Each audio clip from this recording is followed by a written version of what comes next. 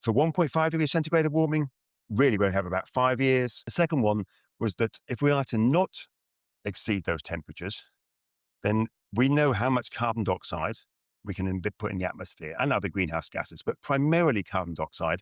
And most of that comes from fossil fuels. So we know the amount of tons, billions of tons, that we can put into the atmosphere.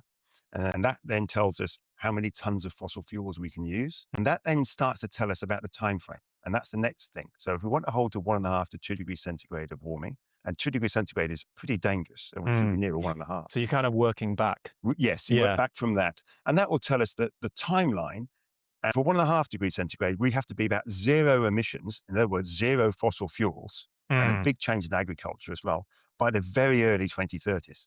2030s, 5 years from now, for 1.5 degrees centigrade. For 2 degrees centigrade, we have a little bit more leeway. We can put out a bit more carbon dioxide. And that's probably nearer sort of 2045, 2050. So that's where net It's zero language of by net 20. zero. So there's net zero for 2 degrees centigrade. Yeah. So net zero by about the middle of the century. But it's only net zero by 2050 if we bring emissions down. Emissions are still going up.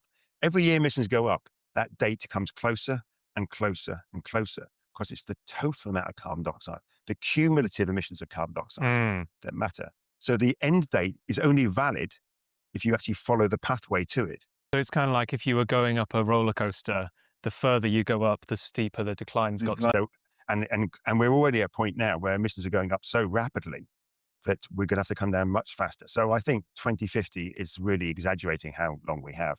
So for 1.5 degrees centigrade of warming, really we only have about 5 years.